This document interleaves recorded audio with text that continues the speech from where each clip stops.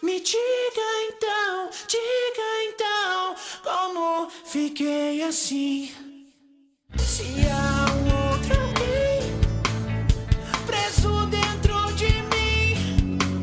Boa noite a todos, sejam bem-vindos a mais um episódio de Viciados, o podcast do Vício. E eu tenho aqui ao meu lado Murilo Oliveira. E eu gostei dos olhos da Alita. Renan Barcelos.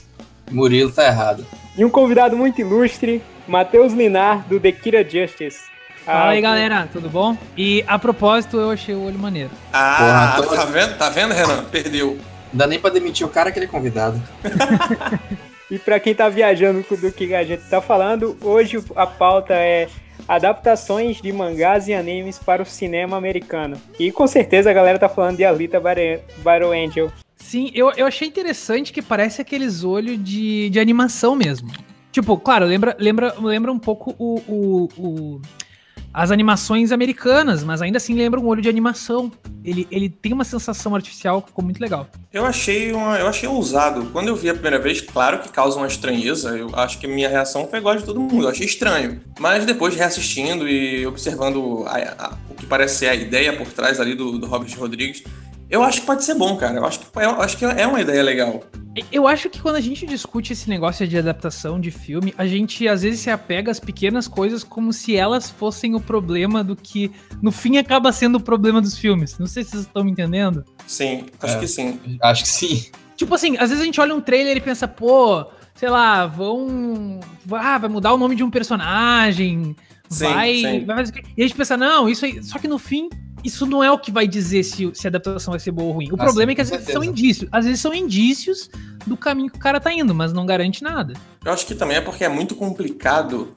O pessoal fala dessa maldição, das adaptações e não sei o quê. É porque, na verdade, é muito complicado porque você não tá só adaptando uma obra de uma mídia para outra. Você tá adaptando uma cultura completamente diferente para uma outra de outro extremo. Então, acho que isso que gera todo o problema na hora de adaptar. Eu acho assim, ó, que tu tem uma missão ali como diretor, que é fazer algo que quem vai receber esse teu trabalho tem que entender, ele tem que sentir aquilo, como tu falou, uma adaptação de cultura, mas ao mesmo tempo você tem que manter a essência do trabalho, porque senão não faz sentido, você tá só usando só um nome, né? Sim, eu acho que foi muito... Não é uma coisa que impede muitos diretores de tirarem a essência de qualquer forma. Mas isso é o que eu acho estranho. Isso eu confesso que é o que eu acho mais estranho das adaptações que a gente considera ruins, né? É não achar esse meio termo. Porque, por exemplo, o próprio Death Note, que gerou uma polêmica aí recentemente da Netflix, eu acho que eles talvez tenham escolhido um caminho ali, que eu acho que eles foram felizes na escolha da adaptação cultural. Eu gostei da forma como foi feita para aquela realidade. Só que como eles conduziram isso é que foi o problema. Sim, eu concordo. Que acabam sendo dois problemas. Tem que ser uma boa adaptação, mas ainda assim ser um bom filme. Se o cara não errar em um... Sim. Eu até prefiro que errem na questão da adaptação, mas ainda assim façam um bom filme. Claro, que pelo menos fica uma obra boa. No Death Note, por exemplo, uma coisa que eu gostei pra caralho, que eu achei assim, ó, que eles mandaram muito bem foi a fotografia, eu achei muito legal do filme, assim, o jeito que eles botaram, e o lance das mortes serem bem sangrentas, eu acho que isso tem muito a ver com o público que queria, que eles queriam chegar a essa coisa mais americana, assim, de filme de terror, talvez, porém, eles erraram em tantas outras coisas.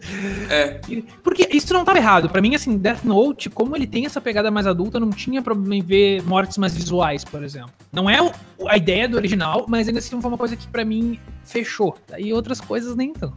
Acho que falta um pouco, às vezes, sensibilidade da pessoa que adapta, de sentir qual é a essência do personagem. O próprio Kira, já que... né, o nome do meu projeto aí, da The Kira Justice, vem dele. Eu queria falar um pouco sobre ele no Death Note adaptado, que foi justamente assim, ó, por exemplo, eles queriam dizer que ele era inteligente. Vocês lembram como eles mostraram a inteligência dele no filme? Só no final. No final e ali no começo ele fazia o tema de casa de um cara, mas ele não... Saca, isso não... Acho que ele não traz toda aquela sensação que tu tem vendo o anime ou o mangá de que ele é um cara inteligente. Não precisava ser a mesma inteligência, mas precisava algo que te convencesse, eu acho. Tu não olhasse... Acho que o grande problema desse lance da inteligência do Kira é que o filme ele não te dá a ideia de que aquele cara é inteligente. Então quando chega no final e ele conta todo aquele plano mirabolante dele lá, Você não compra muito bem a ideia porque durante o filme você viu que ele não tinha inteligência pra fazer aquilo. É Ele diferente era do tão mangá. inteligente que enganou até quem tava assistindo. Sim, mas não, cara, é diferente do anime do mangá, onde você vê que ele é inteligente desde o início. Eles não conseguem fazer essa construção pro personagem ficar verossímil e validar o que ele faz no final.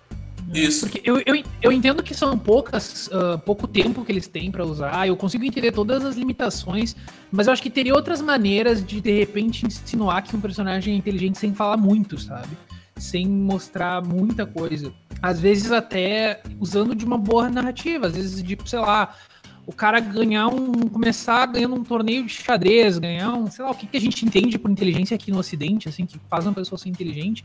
Mas uma coisa de diga, esse cara é um estrategista, ele entende de estratégia. Pra mim, Sim, e não só ele, o próprio L, a gente não tem momentos no filme, a gente só vê no filme que o L é excêntrico, mas não tem nada que mostre que ele é realmente muito inteligente. Ou comedido. Ele é muito impulsivo no filme. Ele é muito impulsivo e que parece o contrário do que... eu acho que o filme próprio acaba se contradizendo, sabe? Porque se tu for ver os ensinamentos do Watari do filme pro L do filme, e aí depois do jeito que o L age quando ele tem que agir, parece como se o L não tivesse aprendido nada, sabe? É estranho, porque justamente ele parece muito impulsivo. Se for ver as coisas que o Watari fala, ele meio que fala no sentido de que tem que pensar bem, né? Tem que ser um cara ali analítico, frio. Agora, por mais que eu não tenha curtido o lance dos olhos, ainda não me convenceu muito, pelo que eu vi nos trailers, a questão da personalidade da Alita, eu acho que não vai ser exatamente um problema. Tem um tempo que eu li o mangá, mas eu achei que ela tá bem semelhante à obra e parece casar bem com o que com o que foi estabelecido, pelo menos nas cenas que são mostradas no trailer. Agora, é aquele lance, né? Trailer eu sempre fico... As pessoas que fazem trailers, elas são pagas para pegarem cenas e fazer algo atrativo, então elas vão conseguir fazer isso normalmente. Aí eu fico sem saber, assim, parece que vai ser legal, mas aí na hora tem que ver o que vai dar. Porque isso aí que você falou me lembra, por exemplo, o Ghost in the Shell, que pelo trailer parecia tá bem foda, apesar de eu gostar do filme da Scarlett Johansson, eu acho legal a adaptação, mas ele tem muitos problemas também. Mas ele tinha muito disso. O trailer vendia a ideia de que ia ser uma puta de uma adaptação, que seria talvez a melhor adaptação de anime que a gente já viu no Ocidente. E acabou sendo um filme até meio esquecível, pra falar a verdade. Sim, não dá nem pra dizer que foi esquecível, porque também ninguém foi ver. Poxa, eu fui. Não, foi você. Não, sim, tô dizendo que em geral teve pouco público. Não, sim. Verdade. Mas eu não sei se essa questão do pouco público já vem de uma rejeição, entendeu? Dos fãs com a adaptação, esse histórico que as adaptações têm. Cara, então o público já com essa rejeição já vira a cara. Mas que público é esse? Porque, assim, o grosso das pessoas que assistem não é exatamente o público da obra de origem. Então o erro do Ghost in the Shell acabou sendo que eles tentaram fazer um negócio para o grande público. Tentaram fazer um blockbuster.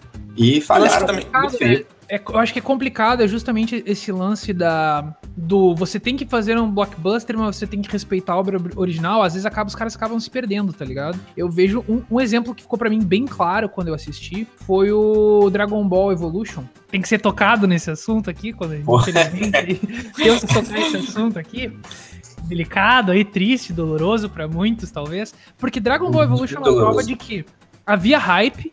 Eu acho que, pelo menos antes da galera começar a ver que tinha algo errado ali, tinha hype em volta da ideia de ter um filme live action americano e tal, mesmo que fosse vista com um pouco de...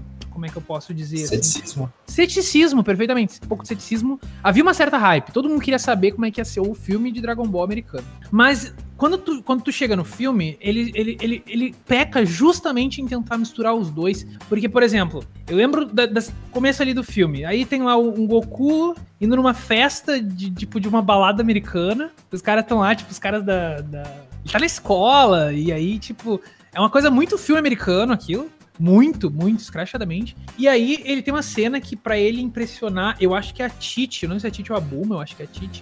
Ele faz um poderzinho lá e ela olha pra ele assim, você usou o Ki? E ele, E aí tu fica pensando assim, se o cara nunca viu Dragon Ball, inclusive o próprio Ki é uma coisa que é usada depois no Dragon Ball mais como um poder de luta do que como uma coisa mística, né? Mas o próprio conceito do que se tu for mostrar pra um público que nunca viu isso aí, ele vai boiar naquilo ali, cara. Tu tá fazendo uma referência que as pessoas não sabem. Então, tu acaba se perdendo porque tu perde o fã e tu perde o cara também que não é fã. Tu perde todo mundo, entendeu? Essa foi a sensação que eu tive vendo todo o Dragon Ball Evolution e que às vezes acaba acontecendo em outros filmes, ainda que em níveis menores. Puxa as referências erradas e tu muda o que tu não devia mudar. Então, tu perde tanto o público do blockbuster quanto o público do anime e mangá. E Dragon Ball realmente é um ótimo exemplo disso. Porque o público de mangá achou uma merda e o público civil normal achou uma merda também. Não tem salvação pra esse filme. O público civil não é. Civil, eu gostei que o tipo público... assim, é o público do mangá e o público civil, tá ligado? Sim, o público civil são as pessoas normais. Eu entendi, mas é engraçado. É porque eu falei com seriedade, né? Agora que eu percebi aqui que eu falei com muita seriedade isso. Foi. Não teve aquele tom de aspas, assim, tipo, o público civil. Tava de público civil, isso aí. Mas enfim, eu acho que esse é o lance mesmo, sabe? De tu saber, já que tu sabe que tu tem que fazer algo que é pro grande público e é também pros fãs, saber dosar o que importa pro grande público e o que importa pros fãs.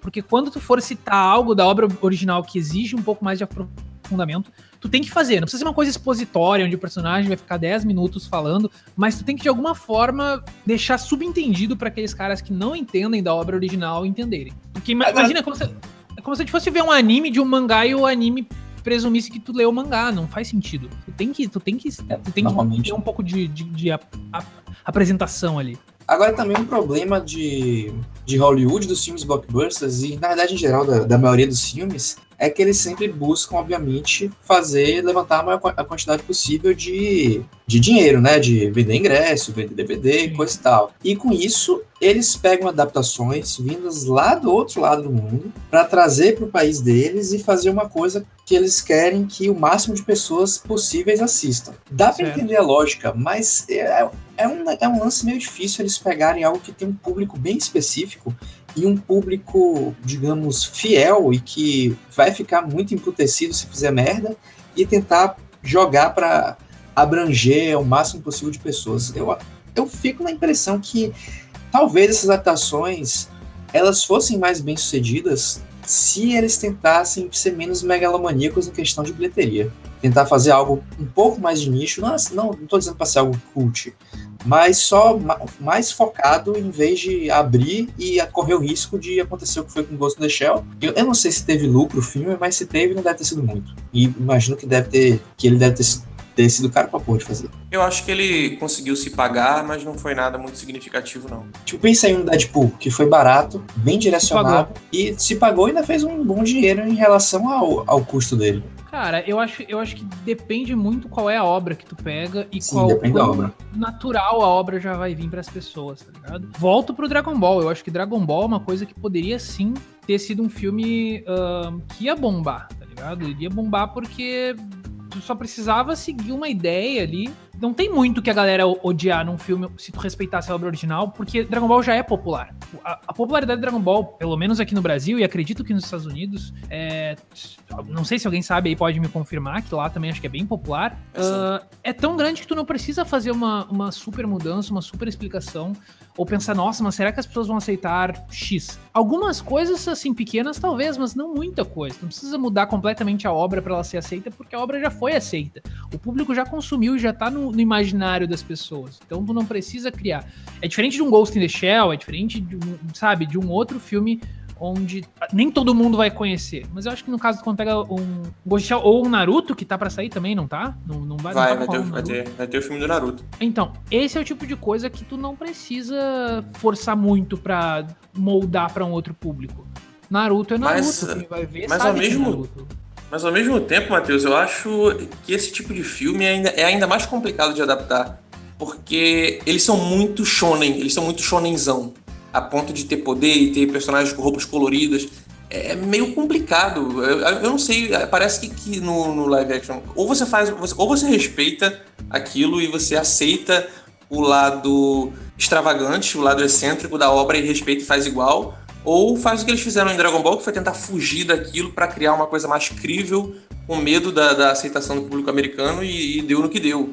Eu acho que é muito complicado de você se arriscar, assim, no que você vai fazer, entendeu? Eu vou dar um exemplo. Desculpa te interromper, quem é que tava falando? Não, era eu, Renan.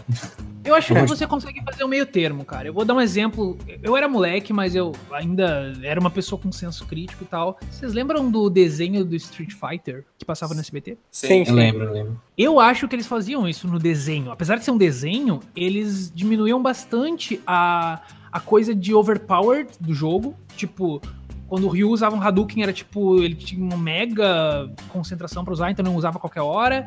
As outras habilidades aparecem 1, 2 vezes, assim, momentos críticos, assim, momentos bem específicos do desenho. Pô, eu lembro de episódio que foi um episódio inteiro de concentração de Hadouken. Na praia. Ele e o Ryu contra o Ken. Então, eu acho que o filme ele pode seguir uma ideia parecida com isso, onde os personagens vão usar os poderes em momentos climáticos, assim, climáticos que tu diz quando é o clímax? Enfim, momentos de clímax do filme, pra ficar mais crível, pro cara não ficar usando toda hora habilidadezinha, poderzinho, e não parecer que é um negócio absurdo, sabe? Mas eu acho que o problema é quando tenta podar demais, ou tu tenta mudar demais algo que as pessoas já viram aquilo como essencial. Sim, verdade. E mesmo, bem lembrado que nesse desenho do Street Fighter, até os trajes icônicos deles, eles usavam um pouco. Você via lá o Ken de jaqueta, andando de moto. Era realmente uma coisa bem... Em um determinado momento tu bota só pro cara ficar, é isso mesmo que eu lembro. Até o filme do Street Fighter eu gostava. Não sei se hoje em dia eu iria gostar, mas eu lembro de gostar dele. O problema do filme Street Fighter, eu lembro que ele era... Aliás, isso conta meio que pra nossa discussão, apesar de ser uma adaptação de mais de um game, né? Mas jogo japonês. Eu acho só que ele era bem americano, assim. Eu não sei como é o nome, tipo, americanocêntrico, sabe? Até bota o Gaio como... o Gaio como principal e tal, mas assim, no geral, eu lembro que o filme passou, assim. Tinha umas coisas bizarras, mas tinha umas coisas que eram... não era o Dragon Ball, né? Não era o Dragon Ball. Eu acho que essa é a conclusão que a gente pode chegar. O Ryu e o Ken apareciam como dois mercenários, né, praticamente. Dois doidos por dinheiro lá no filme. Eu acho que esse filme ele conseguiu fazer um roteiro que conseguia aproveitar os personagens colocando eles em situações que você aceitava. Eu acho legal esse filme aí. Pode ser. Tipo, e também a gente tem que lembrar a época que ele foi lançado. Eu acho que... Sim, com certeza. Tu não pode esperar que bater ele hoje de frente com, sei lá, um Avengers hoje, eu não sei o que a gente considera aqui uma obra de herói da nossa época. Vocês podem citar, e o que vocês consideram obra de herói de hoje, assim? Acho que tá dentro dos filmes da Marvel mesmo. Tipo, óbvio, não pode comparar com o filme dos anos 90, mas eu acho que hoje a gente tem algumas ideias de como são feitos os filmes que talvez na época a gente não tinha. Então, mais um ponto a favor do filme. Que não, era, agora tipo, tem não mais tinha tanta referência. Agora, mais um ponto a favor também, que se você pegar Street Fighter e você colocar hoje em dia ele aí contra Dragon Ball e contra Death Note, por exemplo, o Street Fighter ainda ganha. Acredito que sim. Faz tempo que eu vi o filme, mas acredito que sim. Agora, cara, já que você falou aí do Naruto... Até Double Dragon ganha, cara. Double Dragon é legal. Double Dragon é legal. Agora, essa questão... Não, o filme Double Dragon, eu não lembro como era... Double Dragon, que tinha... Pô, era muito legal o filme. Tinha um cara lá... O monstrengo lá, que era amigo com eles. São os dois gêmeos lá que tem... Que é o Abobo. São os dois irmãos lá que no filme ficou um meio mestiço e outro meio americano. Eles tinham um medalhão, juntavam um medalhão e ganhavam um kimono. Era legal. Era mesmo estilo Street Fighter. Essa questão aí do Naruto, eu acho que corre o risco de ser um novo Dragon Ball Evolution. Acho que total, até porque... Acho Naruto muito difícil de adaptar, sinceramente, assim, pra fora do espectro do anime fica muito complicado pra você fazer Naruto, principalmente quando você vai fazer em um filme, porque, tipo, se for passar tu pelo menos... Não tem como ser toda a saga do Naruto, pelo menos seria, sei lá, a primeira saga de Sasuke, quando o Sasuke vai lá pra Orochimaru terminar naquela luta da cachoeira. Mesmo assim, ia ser complicado, eu acho. Acho que poderia ser o desafio Chunin. Eles introduziram Naruto direto no desafio Chunin, tendo a ameaça dos caras lá de Orochimaru, batendo contra ele. Realmente eu fico sem saber. Porque eu acho muito complicado você adaptar um shonen, assim, como eu disse, que é um shonenzão em toda a sua essência, e ainda por cima um shonen muito longo, com diversos arcos em que os personagens envelhecem e tal. Eu acho que um filme, um mangá shonen que seria bem mais tranquilo de adaptar, acho que eu diria até fácil de se adaptar para o mercado americano, é o Fullmetal Alchemist, porque além da trama dele em si ser mais fácil, ele é uma trama atrativa também, e ele não tem arcos, ele é uma história com início, meio e fim. Mas se você pegasse aí o Fullmetal Alchemist é um roteiro, porra, é um roteiro impecável, né, cara? Então, dá pra adaptar tranquilo. Tá saindo agora, inclusive vai chegar na Netflix, dia 19 agora, o filme live action japonês do Fullmetal. E legal. Você vê que dá tranquilamente pra fazer um live action americano com Fullmetal. Teriam que ser alguns pra contar a história. Fora que não tem como reclamar de whitewashing, né, no caso, porque essencialmente os personagens de Fullmetal são europeus. Verdade. É verdade. Que inclusive agora aconteceu o contrário. No live action japonês a galera tava reclamando porque tinham que ter colocado os atores europeus, atores ocidentais no Ed e no Al, no caso, e colocaram os japoneses. Ah, cara, eu acho assim, ó, é aquilo que a gente tava falando antes de adaptar pra uma cultura. Se tu vai adaptar pra uma cultura e vai ficar natural, vai essa questão de se é essencial ou não pra série, né? O problema do Fullmetal Alchemist, por exemplo, eu não diria se é washing ou não, mas não é a falta do personagem, mas é o fato de que Fullmetal Alchemist fala de diferença entre etnias. É parte do tema do Fullmetal Alchemist. Tipo, sim. É muito claro, assim, é muito visível quando tu assiste que tem lá os povos orientais, os povos europeus, um povo ali meio... Oriente Médio, praticamente. Oriente Médio, exatamente. Então, tipo, é muito visível que é parte da mensagem que o Fullmetal quer trazer. Mas fora isso, eu não veria problema de um personagem americano ser adaptado para um japonês, ou do japonês virar americano. A questão, e eu acho que é o que muita gente critica, o público que realmente vai assistir critica, é quando tu tira algo que é essencial da história. Se é essencial, deixa. Se não é essencial, adapta e tudo bem, sabe? Agora também, defendendo a adaptação japonesa, tem a questão de que eles não são Hollywood, né? Então eles têm essa dificuldade de conseguir atores que falem japonês bem, se não quiserem fazer uma dublagem. Sim.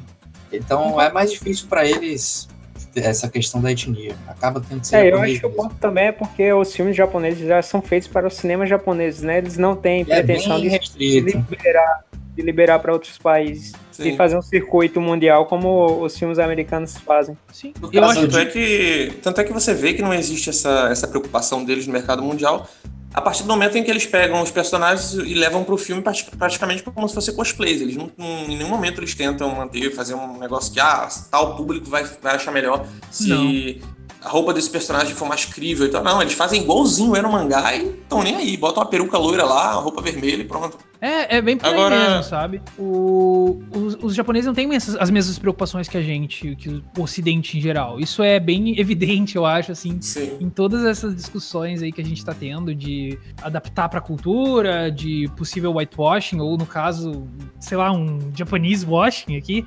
Eu acho que eles não têm essa preocupação. Eles não são sequer... Eu acho que são coisas que sequer são discutidas pra eles. Sim, a gente vê até a gente vê até em algumas entrevistas aí com diretores da Marvel, tipo James Gunn e tal, quando alguém questiona por que o uniforme de tal personagem tá diferente, por que o visual dele tá diferente dos quadrinhos, e eles respondem sinceramente, porque é bobo, porque esse uniforme dele, essa aparência dele nos quadrinhos é boba. E você vê que os japoneses não ligam pra isso não, eles fazem igualzinho, de forma idêntica a cada detalhe, e foda-se, e é isso aí. Sim. Dá pra acreditar no meio termo, eu sempre acho que tu pode chegar em meios termos, assim, quando tu adapta uniformes e roupas e coisas assim, sabe? Vários personagens tu vê que a gente consegue reconhecer, por exemplo, nas adaptações da Marvel, me corrijam se tiver algum que esteja muito diferente, mas a maioria, assim, tu consegue reconhecer quando tu vê, assim, o personagem adaptado. São os mais famosos. Eles só botam de uma forma mais incrível, assim, mais tática. E pelo menos os personagens que a gente lembra bem. Sendo filme, acaba tendo que ser mais real, senão quebra a suspensão de descrença, a pessoa assiste e vê que porra eles estão fazendo. Aí ninguém usaria essa merda. Sim, como foi o traje do Capitão América no primeiro filme dos Vingadores, que tava horrível. Mas ali era um traje que ele não deveria ter usado mesmo. Normalmente era só pra desfilar. Era só pra fazer a propaganda do governo. Não, aquele do Vingadores, na verdade, é um traje que o Coulson fez baseado naquele que ele usava lá pra fazer as propagandas. As propagandas, porque ele via nas figurinhas, né? Mas como o Coulson é um fanboy dele e tal, você compra essa ideia de que ele faria um uniforme daquele. Eu acho que ainda no Avengers o personagem que eles mais mudaram mesmo a aparência foi a Feiticeira Escarlate, eu acho, né? É verdade. Ela é bem mais diferente, assim. Mas também ela não é um personagem tão icônico comparado com os outros que estão no grupo. Então acho que também o fã que não é o cara muito hardcore deixa passar isso aí. Sim. Não vai ficar tipo, mas mudaram aquele uniforme. Agora vai fazer o Capitão América, por exemplo, seu escudo, tá ligado? Tipo... Eu acho que é isso. Eu acho que as pessoas vão se apegar a algumas coisas que são mais essenciais. Tipo, sei lá, se fazer Naruto live action sem a bandana na testa, por exemplo. Mano, eu acho estranho fazer Naruto sem bandana. Sim. Tá ligado?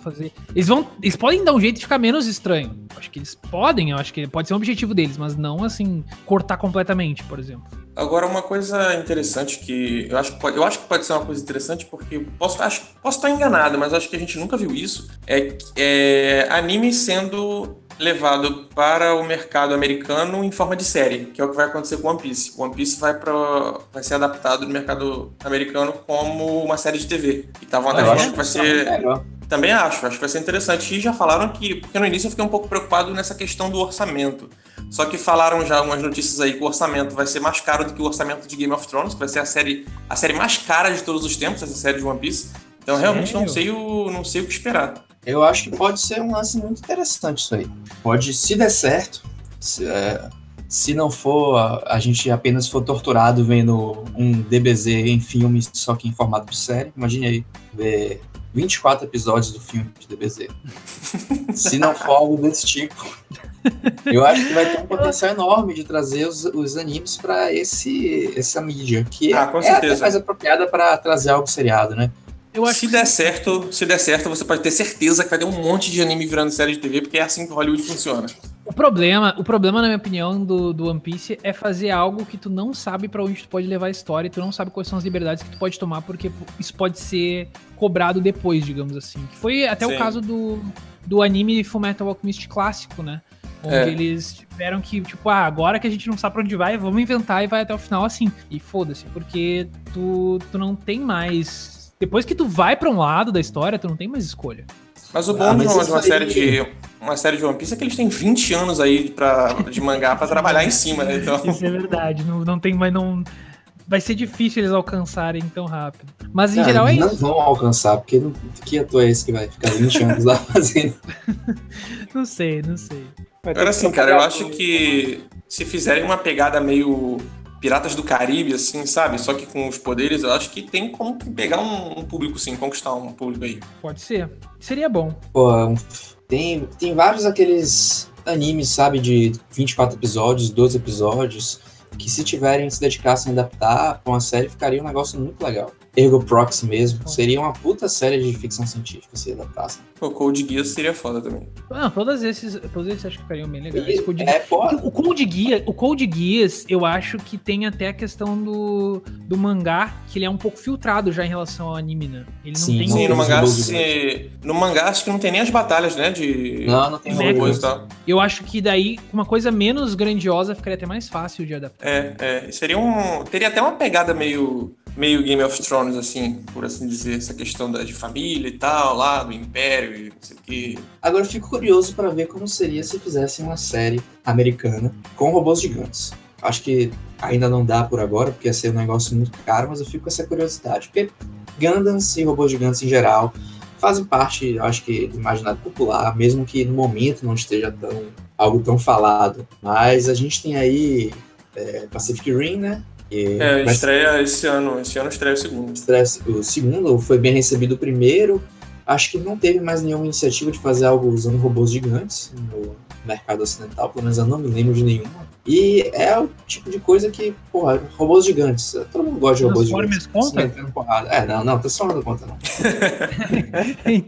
Então a gente fica só com o Pacific Rim mesmo. Cara, mas tem um anime aí que faz tempo que estão tentando adaptar, na verdade o Keanu Reeves quer adaptar, que é Cowboy Bebop. Ele já pediu várias vezes pra... Porra, é verdade. Aí, e eu acho que funcionaria perfeitamente no mercado americano. Até porque Cowboy Bebop é praticamente americano, né? Todo o estilo e concepção dele é bem... Pois é, e agora o Keanu Reeves tá ficando velho e eu acho que ele nunca vai chegar a protagonizar como ele queria. É só pegar o Adam Driver, aproveitar que ele tá em evidência e coloca ele pra protagonizar. Ele parece um pouco... Não, cara, mas... O Spike é magrelo, o Adam Driver é muito troncudo. Mas o Adam Driver ficou magro naquele naquele filme Silêncio, Silence. Ele ficou muito, muito, muito magro. Então ele é um cara que consegue pegar corpo e perder corpo rápido. O Murilo tá muito fã da Adam Não, Driver. mas você... Depois, o Adam Driver é seu crush, você é suspeito por falar aí dele. Tá bom. Você quer colocar ele Mas em tudo. já gostava dele no 7 ou foi o 8 que trouxe o... Foi acho que desde o 7. Foi depois que ele apareceu de peito aberto no filme que ele só fala isso. Caô. Ah, mas é que o episódio 8 botou muito pra frente o personagem dele, né? Comparado ao 7, principalmente. Tem gente que fica reiterando, mas eu gostei do que fizeram. Inclusive, Matheus, eu e o Renan fizemos um vídeo ensaio sobre essa transformação, essa evolução do Kylo Ren. Vou te mandar depois o link pra você dar uma olhada. Claro, manda aí. Mas agora... sim, eu acho que vamos mais uma vez, já que estamos tocando Star Wars, mais uma vez tu toca nessa importância de como é lidar com uma obra que já tem os seus fãs e que já tem coisas estabelecidas, né? Porque o Star Wars, ele lida com muitas coisas e tem fãs que são completamente, assim... como é que eu posso dizer? Eles são realmente dedicados a tentar achar o que é canon no universo, porque eles querem viver aquele universo de Star Wars. Eu não sei se tem a gente até aqui entre nós, algum de vocês que é mais, assim, aficionado, mas eu já conheci gente que vai em JediCon e tal, e os caras, tipo assim, eles querem muito, tipo, isso é canon, isso não é canon, pô, a gente pode... tal coisa é possível, tal coisa não é possível. E aí tudo que tu coloca num filme, tu tem esse problema, né, dessa galera que ama tanto o negócio que se tu fizer uma coisa absurda, tu puxa certos questionamentos. Eu não chego a ser um fã de Star Wars tão... Eu não me considero fã de Star Wars, na verdade. Eu gosto de Star Wars, mas eu não fico... Eu leio os quadrinhos, alguns livros eu leio, mas eu não fico nessa Star Wars, não vou a evento nem nada, apesar de ter eventos aqui na Salvador que o Conselho Jedi BA faz, eu não curto essa parte. Mas o ponto é que quando tu pega esse trabalho nas mãos, tu acho que fica com essa responsabilidade, né? De entender o que o fã médio, digamos assim, o cara que gosta, o que representa pra ele aquilo, o que é essencial no personagem e do que ele tá disposto a abrir mão. Eu falei, tanto é que... sem bandana, não sei se a galera não ia dizer, ou talvez alguma caracterização dele, mesmo que ele não vá usar um uniforme com aquela cor laranjão, porque talvez, eu sei que em questão de cor a galera que adapta pra Hollywood é meio assim, eles meio que evitam, né, coisa muito vibrante. Talvez eles diminuam isso. Não sei, mas eu acho que a questão visual é muito relevante pra galera. O pessoal até reclama aí do Rian Johnson, porque ele tá... Toda hora ele tem uma notícia dele explicando alguma coisa do filme. Mas é justamente por isso que você falou. Como ele sabe que é uma obra muito grande e esse filme dele foi um filme polarizador, ele se sente meio que na obrigação de ir pro Twitter, de ir dar entrevista e explicar coisas que foram polêmicas, assim, entre os fãs do filme. Justamente pelo tamanho da obra. Ele não vai conseguir explicar o negócio do Hyperdrive. Aquele negócio de jogar a nave contra outra? Aquilo ali... Aquilo ali é complicado de explicar. Tá aí, ó. Até hoje eu tô... Agora, lembrei de uma coisa aqui. Vamos falar então de estúdio arregão, estúdio medroso, que é a Warner. Como todo mundo sabe, a Warner é uma puta de um estúdio medroso. E a Warner tá aí há anos tentando levar a Akira pro mercado americano. E até hoje nada. Vocês acham que a Akira funcionaria? Cara, eu acho que funcionaria, mas eu tenho medo. Eu acho que funcionaria, mas eu acho que traria aquele problema que a gente teve, que pelo menos eu tive lendo o mangá pela primeira vez, que é ser muito familiar a história, entendeu? Porque, muito datado. Porque antes... Realmente ela começou a influenciar muita coisa, mas se surgir agora, vai parecer que ela que copiou as coisas que acabou influenciando. Mas Miguel, talvez... eu acho que esse foi o problema em Ghost in the Shell. Porque você vê lá em Ghost in the Shell toda aquela tecnologia, todas aquelas coisas lá, e não chama atenção porque é um negócio que a gente já viu, sabe, mil vezes. Então, acho que esse foi um dos problemas também da adaptação de Ghost in the Shell. E principalmente porque o anime, o filme animado, né, na verdade, já fez muito sucesso e todo mundo considerou isso uma cópia do filme animado, e aí quem já viu já não queria ver, e ficou complicado. Mas é um ponto bem interessante esse que tu fez. Eu acho que é relevante sim pra quem vai assistir. Agora, eu não sei, porque quando fala em Akira, eu lembro daquele filme do Josh Trank, O Poder Sem Limites, E, cara, aquilo ali pra mim é Akira. Aquele filme é completamente Akira. Até a luta no final dos dois lá é Tetsuo e Kaneda. Então, se fizessem naquela pegada ali, eu acho que funcionaria. É muito Akira o final daquele filme. Embora eu acho que Akira... Eu acho até a estética punk dele mais importante do que os poderes psíquicos. Eu acho que, ou pelo menos uma, não dá pra separar, tá? Saca? Mas, Renan, tu acha então que Akira sendo adaptado hoje, eles fugiriam dessa estética meio punk e fariam uma coisa diferente pra encaixar no que a gente vivencia hoje? Acho ou que o filme se passaria tipo nos anos 80? Eu acho que anos 80 tá na moda, né, velho? Vai até aparecer aí Jogador Número 1. Embora eu acho que o filme Jogador Número 1 parece mais referências geek do que as anos 80.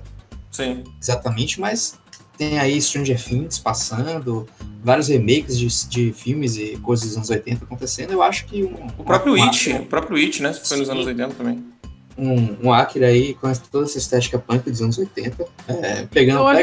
Eu acho assim também, que não tem problema em tu mostrar um universo que não é o que a gente tá bem habituado, tá ligado? Tipo, alguém já jogou Fallout dos 13? Eu joguei. Ele é um jogo que ele não tem uma linha do tempo certa. Se for para pensar assim, comparar com o nosso mundo, a tecnologia que que é apresentada no jogo não condiz com nenhuma época. Não condiz, assim, tu olhar a história, não faz sentido ela ter acontecido em nenhuma época, porque ela pega, tipo, músicas e coisas dos anos 40 e 50 e umas tecnologias que jamais teria naquela época. Então, eu acho que é aceitável e é crível dentro de um jogo, e acredito que dentro de um filme, se feito com certa sensibilidade, é possível sim tu botar algo que não tem um tempo exato, uma época exata e ainda ser crível. Vou dar outro exemplo. De Volta pro Futuro ainda é um filme muito mais fácil de engolir do que muitos outros filmes onde os caras tentam fazer adaptação que dá errado. E De Volta pro Futuro errou um monte de previsão. Se tu vê hoje, talvez perca um pouco da graça, mas ainda não, acho que não. Filme. Pô, pior que não, eu assisti De Volta para o Futuro de novo recentemente e continua muito incrível. De Volta pro Futuro, eu assisti também de novo no passado e, rapaz, é um absurdo, rapaz. Então, tá aí. Então chegamos todos à conclusão de que às vezes não precisa necessariamente colocar a pessoa num lugar mega familiar para que uma adaptação dê certo. Eu não digo que precisa exatamente ter uma época definida, não precisa dizer que é os anos 80, mas eu acho que Akira tem uma estética bem definida que faz parte da identidade da obra. E eu não sei se eles conseguiriam fazer algo fora disso que parecesse que tá lá a alma do Akira. Eles podem se inspirar naqueles caras lá do Stranger Things, do episódio filler, e a mulher lá tinha os poderes e era a galera... Eu fiquei pensando qual era o episódio, mas agora eu lembrei, realmente. Então, a questão tem como fazer funcionar. Se vão fazer, outra história bem diferente, né? O rumor mais recente dizia que o Taika Waititi, que foi o diretor do Thor Ragnarok, estava bem cotado aí para poder pegar esse filme. E ele deu entrevistas falando que se ele fosse dirigir o Akira, ele colocaria com certeza os protagonistas seriam atores asiáticos e ele ia seguir muito de perto o mangá. Ele falou que não faria por exemplo, como o Ghost in the Shell fez, ele não faria uma adaptação americana live action da animação. Ele ignoraria completamente a animação de Akira e ele ia pro mangá e ia adaptar o mangá. Cara, o foda desse Ghost in the Shell é porque meio que cai naquele lance que o Kira falou de que não é exatamente tão importante para a história a personagem ser japonesa. Ok. Só que o lance é que eles pegaram, mesmo assim uma adaptação americanizada, a cidade toda tem vários elementos orientais, várias estéticas orientais, tem uns personagens coadjuvantes que são orientais, e ainda assim eles vão lá mas a protagonista não é oriental. Quer dizer, mais ou menos, né? De acordo. Mas tu acha que se a atriz fosse uma atriz oriental, uma atriz aí asiática, você acha que chamaria mais atenção pro filme? O filme poderia ser melhor recebido, sei lá, por esse público mais conservador, assim, por assim dizer? Eu acho que o filme seria um pouco melhor recebido, até porque é algo diferente, sabe? As pessoas gostam de Scarlett Johansson, mas eu não sei se só a presença dela salva um filme, como não salvou nesse caso. Então talvez se você pega, por exemplo, aquela atriz que fez Pacific Rim, que é uma atriz legal, e eu acho que ficaria muito boa no papel, talvez sim chamasse mais atenção. O filme ainda teria todos os problemas que ele tem, mas... Acho que o problema com a Scarlett Johansson também é que ela vem ali da Viúva Negra, que é uma personagem ali durona e tal, porradeira, B10, e ela já vinha de Lucy também, que é um filme onde é uma personagem bem parecida também. Tanto é que muita gente zoava e chamava o Ghost in the Shell de Lucy 2.0. Ela é tipo a Mila Jovovich, tá ligado? tá fazendo esses papéis aí. Eu sei que ele já fez outras coisas, mas nesse aí foi bem esse lance mesmo. Mas Até como meio- muda, né, também, porque até um tempo desse ela só fazia comédia romântica, e depois que chamaram ela pra o filme dos Vingadores, não, o do Homem de Ferro 2, né, no caso onde ela estreou como Viúva Negra, aí filme de ação, ela virou expert. Tá meio clichê agora. Se você vai fazer um filme onde a personagem principal, a protagonista é uma mulher fodona, chama a Scarlett Johansson porque ela é E bonita. você quer alcançar os geeks. Exatamente. Mas cara, eu acho que poderia realmente acontecer isso das pessoas encararem o filme até como uma coisa mais ousada. Olha só, eles estão fazendo uma adaptação de anime e dessa vez colocaram uma atriz asiática. Eu não sei. Às vezes eu acho que o público são públicos diferentes. Eu acho que tem muita gente que tá mais preocupada em fazer uma crítica de cunho político do que artístico. Então, no sentido assim, eu não tô julgando certo ou errado aqui, eu não tô julgando o mérito da nacionalidade ou não. Eu acho que isso realmente é um assunto delicado e que varia de obra pra obra. Mas eu tô dizendo que eu não sei se em termos dos resultados pro filme faria tanta diferença quanto outras coisas, quanto a sensação de que tudo aquilo que tu tá vendo, inclusive a mudança de nacionalidade de personagens, é natural. Porque aquele ponto que foi colocado ali antes, de ela não ser oriental, mas todo o resto do filme ser oriental, isso talvez é uma coisa que meio que foca, né, o fato dela não ser oriental. Eu acho que isso chama mais atenção. Então, se tu quer fazer uma adaptação, vai até o fim e diz, não, isso aqui não é oriental. Porque se for oriental, tu tá dando de bandeja pra qualquer pessoa, mesmo Sim. alguém que não tem um interesse político em dizer, não, tem algo errado aqui. Sim, Tem algo tinha até um errado. personagem lá que só falava em japonês o tempo inteiro. O filme inteiro o cara falava em japonês. E ela entendia? Todo mundo entendia. Essa é uma questão interessante, né? Mas é complicado. O que eu quero dizer é complicado debater isso. É complicado debater se a nacionalidade vai trazer pra melhor ou pra pior um filme. Não, eu acho que ela não melhoraria automaticamente o filme se a atriz fosse japonesa ou oriental. Mas eu não sei, pelo filme ter sido tão pouco recebido pelo público geral, talvez tenha sido um cansaço em relação à própria atriz, sabe? Do tipo, outro filme com a Scarlett Johansson. Já vi. Pode ser. Acho que acabou ajudando nessa questão aí, ou prejudicando. A verdade é que não tem como saber. A verdade é que é muito complicado. Só dá pra especular. Mas eu acho que o problema, como eu coloquei desde o começo, e vale pra esse filme também, é isso. Se o diretor vai se comprometer a adaptar, ele tem que adaptar. Se o diretor tá se comprometendo a seguir a obra, ele tem que lembrar o que ele tá seguindo, na real. O que ele tá seguindo e o que ele tá adaptando, sacou? Agora, já que a gente falou bastante das adaptações americanas, vocês assistem, já chegaram a assistir, gostam dos live action japoneses? Cara, eu gosto muito de filme japonês, mas live action de anime eu não vi muitos. Eu vi o do Kenshin, que eu achei muito legal, mas eu acho que foi só. Acho que foi o único que eu vi. Eu assisti Death Note, que são 2 filmes, e, cara, eu achei bem legal. Na verdade o final... Oi? Death Note eu vi também, gosto muito. Sim, inclusive, a gente até já falou sobre isso aqui em outros podcasts, o final do filme, do segundo filme, eu acho muito melhor que o final do mangá. Sim, eles conseguiram... Eu acho que eles conseguiram adaptar muito bem.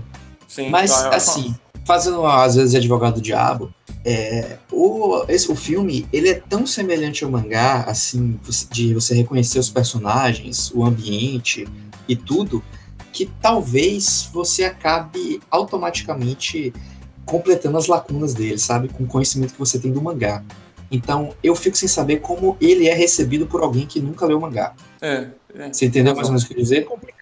É complicado a gente discutir isso, porque justamente como a gente colocou antes, são públicos diferentes, né? O público japonês, ele vai vir com uma ideia pro cinema e o americano talvez venha com outra. Então eu concordo com o que tu tá dizendo. Eu acho que a gente, como pessoas que viu o mangá, a gente já tem essa ideia fechada do como é que é. Como é pra outras pessoas que não viram, é meio difícil saber. É verdade. E eles fazem bastante filmes desses lá. Eles fizeram o Battle Royale, fizeram o Guns. Todos pelo Takashi Miike. Não são todos pelo Takashi Miike, mas ele fez filme pra caralho. O cara fez 100 filmes. O 100º filme dele, eu acho que foi exatamente uma adaptação, se não me engano. Foi o... Não lembro agora se foi o Jojo ou se foi a Lâmina do Imortal. Mas... Teve recentemente, né, a Lâmina do Imortal. Sim, ele de Jojo também, que saiu ano passado. Ele fez Jojo, ele fez Lâmina do Imortal, ele fez Terraform Mars. Agora, eu não sei, não tenho propriedade pra falar isso, porque realmente não sei, talvez eu relançaram um pouco mais, mas adaptações de mangá parece ser uma grande fatia do mercado de cinema japonês, né?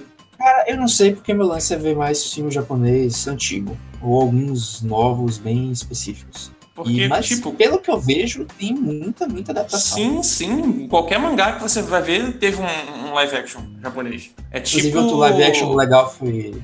Eu até gostei um pouco dos Gigantes. Foi maravilhoso, mas eu curti. Qual? Do Ataque dos Titãs? Não, Gantz. Qual? Ah, tá. Gantz. Entendi se falar o dos Gigantes. Porra. Eu ouvi a mesma coisa.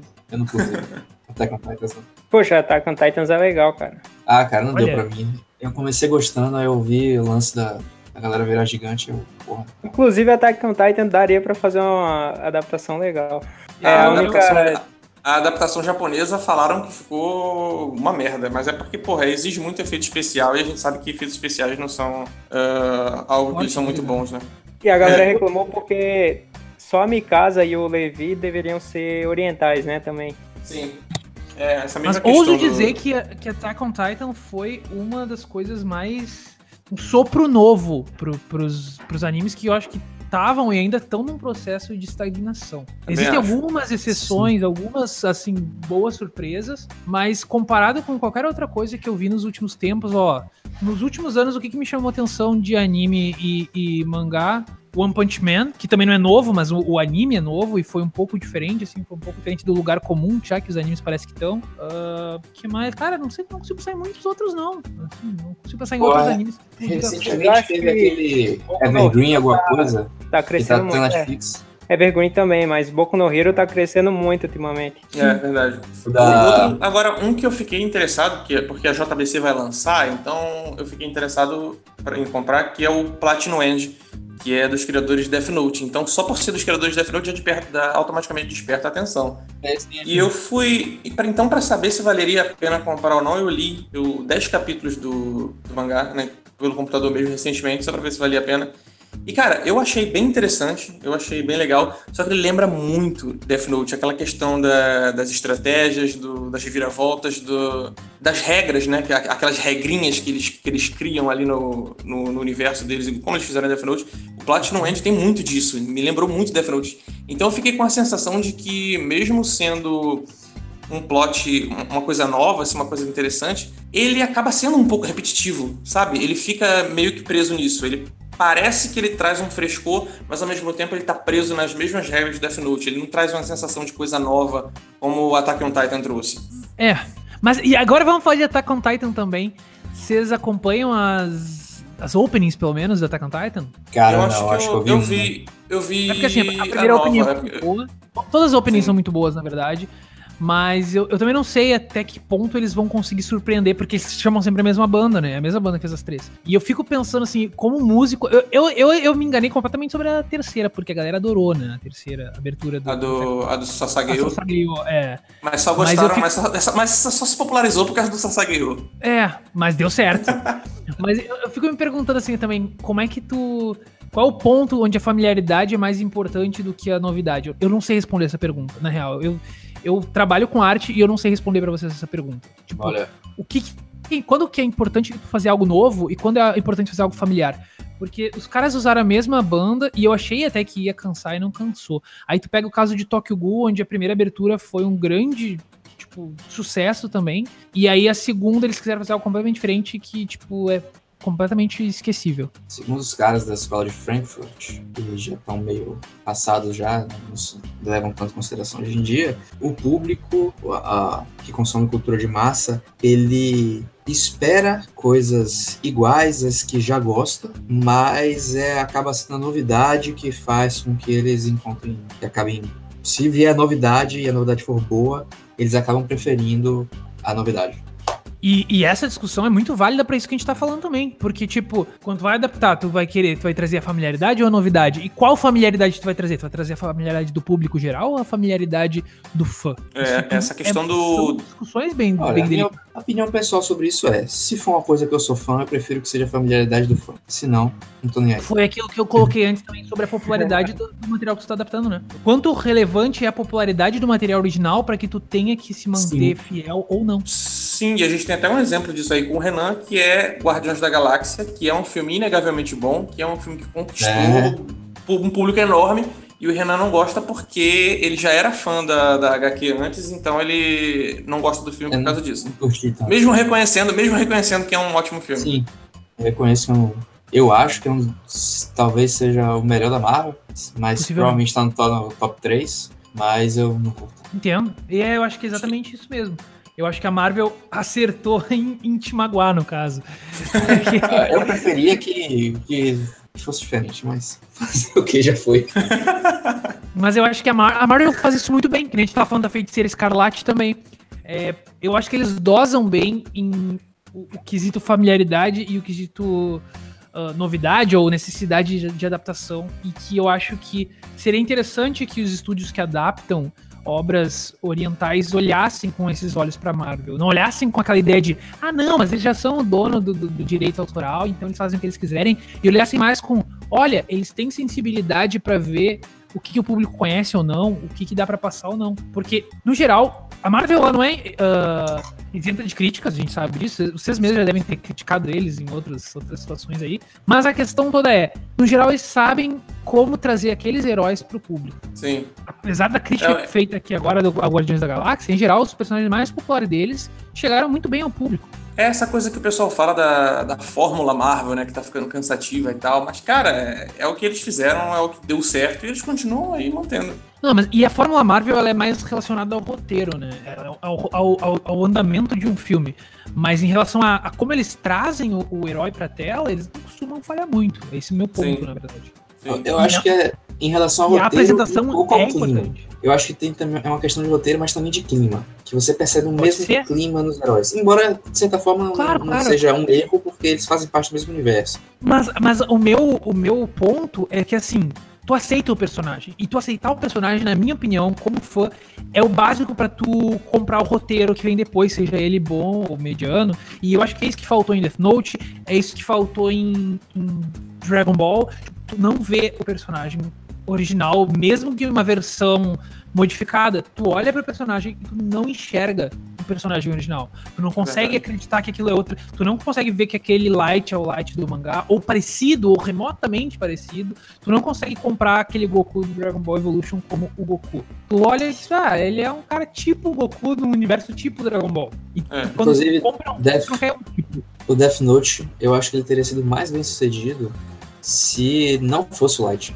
Eu também acho. Tipo assim, é outra coisa agora, né? Outros caras podia até mencionar o Light, tipo, passar assim uma notícia falando sobre um cara no Japão que matou gente, foi preso, mas esse é um adolescente americano que achou um Death Note, pronto, acabou essa história. De acordo. Porque o que importa em Death Note, na verdade, quando tu não traz o Light pra história, tu ainda tem uma história, tu ainda tem a mecânica do Death Note. Até porque seria totalmente aceitável o Ryuki deixar o Death Note com outro humano pra recomeçar o jogo dele. Sim, ou outro Shinigami fazer outra coisa.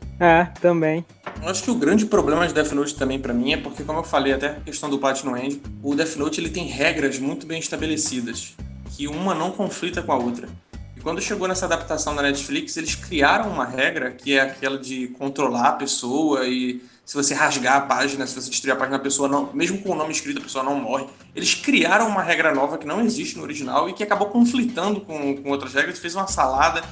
Ficaram controlando personagens pelo Death Note, ficou muito esquisito aquilo. Acho que aquilo ali também, pra mim, foi onde eu perdi. O filme pra mim, ali, eu já tava meio que perdendo a imersão nele. De acordo. Eu acho que aí que tá. Qual é a maior coisa no Death Note? E eu concordo com essa discussão. É o Death Note. É a regra, é o Death Note. O problema é, quando tu traz o Light, quando tu traz a ideia de que é o mesmo personagem, qualquer outra coisa que tu fica colocando fica estranha. Porque a pessoa olha e diz, não, mas o nome dele é Light, ele só é um Light americano. É verdade. Por mais que eles digam que é uma adaptação. Mas o Death Note eu acho que é a coisa mais sagrada sobre o Death Note. Eu concordo que funcionaria melhor, inclusive, com outro personagem. O que me decepcionou muito também foi o elenco coadjuvante, porque no Death Note eu gosto do elenco que dá suporte tanto ao Light quanto ao L. Só que aí você chega lá e, tipo, só tem a guria lá, que é a Misa, né? Que ela tem mais do Kira do que o próprio Light. Cara, eu gostei do Light. Tinham que ter botado Matsuda e o nome dele tinha que ser Matsuda e tinha que ter o Light gritando Matsuda! Faltou isso. Mas eu gostei do Atari do filme. Eu não achei nada nele que me incomodasse. Eu achei que ele era um personagem que, tipo, ele como suporte do L ficou bom. O problema é que não parecia que ele, como um mentor do L, conseguia ensinar o suficiente pra ele, já que o L, como a gente já mencionou, era impulsivo. Sim. Mas eu gostei do Atari no geral. O pai do Kira, eu senti falta do pai do Kira do anime, tá? Ou do mangá e anime, sacou? Então, eu acho que a gente já tá chegando ao fim aqui. Vamos fechar a discussão e aí eu acho que muito tempo. Antes de fechar, a gente deveria retornar para fazer uma última conversinha aqui sobre a questão dos olhos da Alita. A gente falou no início, mas acho que a gente não conseguiu fechar. Perfeito. A Alita, aliás, foi adiada, né? Vai chegar só em dezembro. Ah, é? Sim. Assim, a Fox agora, como tá no meio da negociação, eu acredito que isso acabou influenciando o calendário de filmes, porque a gente viu aí que os X-Men foram adiados, né? O filme dos X-Men foi adiado. O Deadpool se manteve. Os Novos Mutantes, os X-Men, aí o Deadpool se manteve, porque já é uma coisa que eles querem praticamente já colocar no pacote para que a Disney continue quando comprar.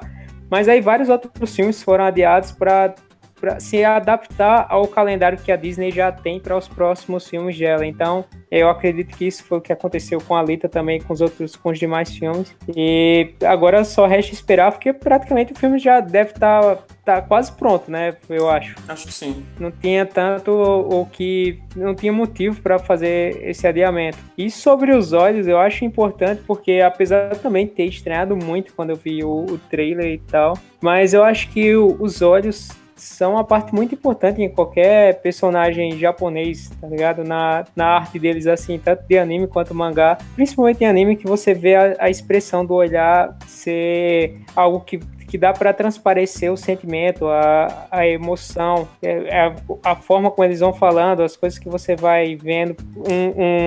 Um exemplo bom é Fullmetal Alchemist também, que a gente já discutiu aqui, que o olhar, pelo menos no Brotherhood, o olhar é uma chave para tudo que você precisa saber sobre o anime. Eu achei legal porque essa questão dos olhos enormes é acredito que é a coisa mais característica que existe nos mangás e animes. Eu chego, tipo, pro meu pai e eu mostrar um desenho normal, um quadrinho da Marvel e tal, e eu mostrar um personagem qualquer de anime, ele vai saber qual é o japonês, ele vai saber qual é o anime só pelos olhos, só pelo E vai dizer que é o Pikachu.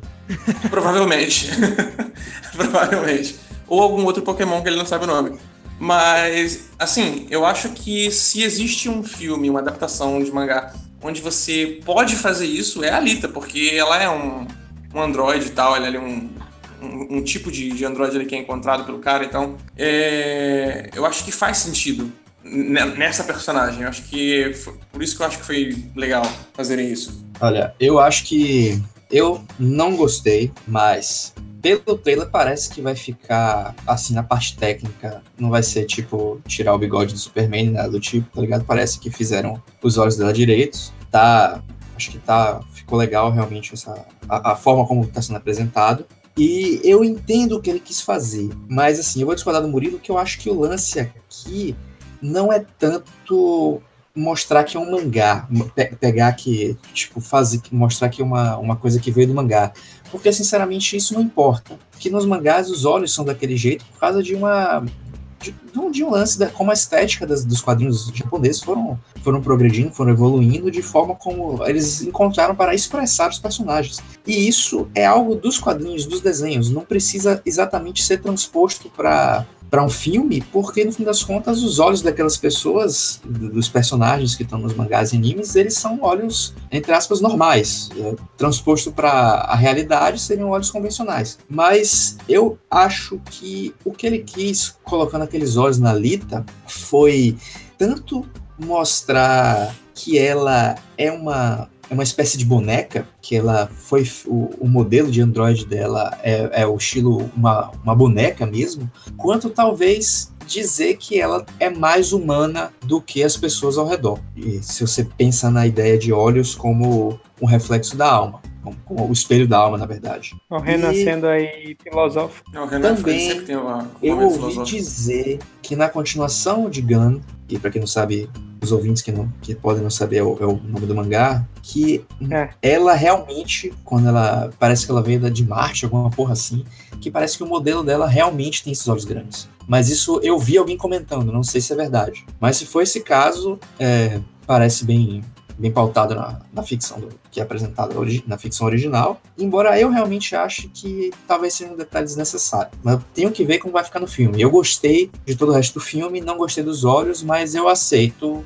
com desconfiança, mas eu aceito pra ver o que vai dar. Quer falar alguma coisa, Kira? Eu não tenho nada a colocar sobre esse assunto mais. É que eu não conheço tanto do material de origem pra opinar. Eu sou que nem aquela mulher do Oscar, tá ligado? Não sei opinar. Não sei opinar. Só pra... Eu achei legal no trailer, mas isso eu falei no começo, mas fora isso eu não tenho muito o que opinar, eu vou me abster. Eu achei legal nessa questão dos olhos enormes, é que, tipo, ele causa uma estranheza, mas não é uma estranheza, por exemplo... A estranheza que eu tive, por exemplo, assistindo Rogue One, quando refizeram lá o Tarkin, que ali me causou uma estranheza, porque parecia um esquisito muito distante do restante. A estranheza que os olhos da Alita me causam é um pouco diferente. É uma estranheza de... Aquilo ali é esquisito pra o que eu tô acostumado, é esquisito pra algo usual, pro comum. Mas não parece real. Não parece irreal. Mas não é algo que me causa estranheza como o Tarkin causou. Não sei se eu consegui ser claro. Sim, eu acho que a ideia de que o olho é algo que não deveria ser daquele jeito, porque olhos não costumam ser daquele jeito, mas não parece falso. Tipo assim, é estranho, mas tá muito bem feito a computação. Tu aceita gráfica com naturalidade que aquilo faz parte do conceito, faz parte da intenção. Não parece acidental ou mal feito, não parece desleixado. Isso. Foi a sensação que eu tive olhando o trailer também, como eu disse, em relação ao material de origem eu não conheço muito pra falar, mas achei legal o lance de, como tu falou, de que parece que não, é essa a ideia mesmo. Exatamente. E é isso, né, pessoal? Acho que finalmente chegamos ao fim. Então, pessoal, isso é o que nós tínhamos pra falar hoje sobre essa pauta. Com certeza vamos voltar ao assunto quando a Alita estiver nos cinemas, e aí talvez aí o Matheus possa voltar para caso ele assista o filme e queira voltar, com certeza ele já está convidado. Obrigado. Inclusive, eu acho que esse filme eu vou ver no cinema, o único do ano. E também, quem quiser se inscrever no canal, com certeza vocês já estão todos inscritos, mas se alguém ainda não conhece o trabalho do Matheus, o link vai estar na descrição aqui do podcast. Então você vai poder se inscrever e ouvir lá o trabalho dele, que a banda é muito boa, tem músicas sensacionais, inclusive um aí que todo mundo recomenda, que é a Me Diga Então, que o nome não é esse, mas... Não é esse. Mas se digitar Me Diga Então no YouTube, tu encontra. Com certeza. Não, literalmente, é o primeiro resultado. É real. Eu vou ver aqui agora, calma aí. Pode digitar aí, vai estar bem assim, ó. Com certeza é o maior sucesso da banda aí. Realmente aparece. Eu falei, tá, Me Diga Então. Tô falando. Coloca como a abertura do vídeo, Murilo. Vou colocar. Pode crer. Me Diga Então. Então, Matheus, muito obrigado por ter participado conosco. Foi um grande prazer. Pode ter certeza que as portas estão sempre abertas para você quando quiser voltar e falar conosco. E deixo aqui para falar, Murilo, quer encerrar com alguma coisa? Não, é só isso. Eu encerro da forma como eu comecei. Eu amei os olhos da Alita. E você, Renan? Pô, é só porque eu lembrei quando a gente tava falando de Dragon Ball, fiquei com vergonha de falar, não sabia se falava ou não, mas eu olhava pra aquele cara, pro Goku, e só me lembrava do Selton Mello, não sei porquê.